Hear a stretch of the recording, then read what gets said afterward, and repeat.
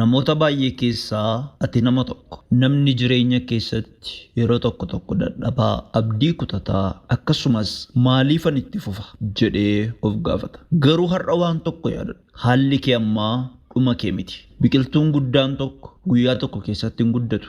Jalqaba sanyiin isaa lafa keessa awwaalama.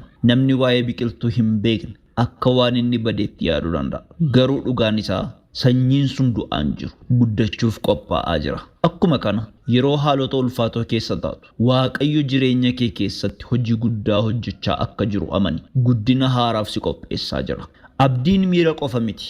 Abdiin murtoodha. Har'a waan ijaan hin argine bor waan gaariin akka dhufu amanuudha. Yeroo hunda wantoonni akka yaaddeen ta'an karaan ati filatte cufamuu danda'a. Namoonni si dhiisuu danda'u. Carraan si jala darbuu danda'a. Garuu wanti sun hundi jireenyi kee akka xumurame hin argisiisu. Namoota milkaa'an ilaali. Hedduun isaanii kufaatii hedduu keessa darban.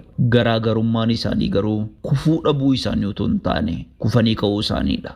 Yeroo namoonni biroon abdii kutatan isaan tarkaanfii tokko gara fuula duraatti tarkaanfatan. Tarkaanfiin sun jireenya isaanii jijjiire. Yoo har'a dadhabde boqodhu.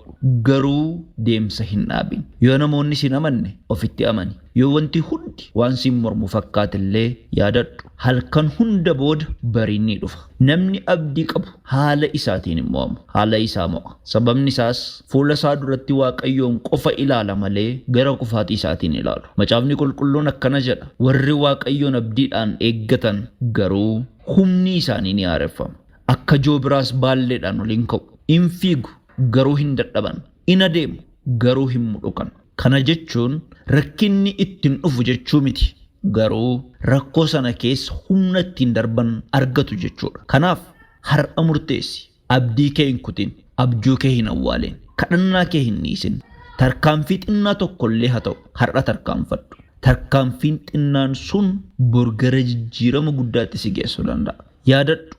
Yeroo hunda abdiin ifa dukkana keessatti ibsudha. Amantiin tarkaanfii jalqabaa fudhachuudha. Milkaa'inni immoo warra abdii isaanii eeggataniif dhufa. Har'a abdii filadhu, boriin kee ni jijjiirama. Galatoomi.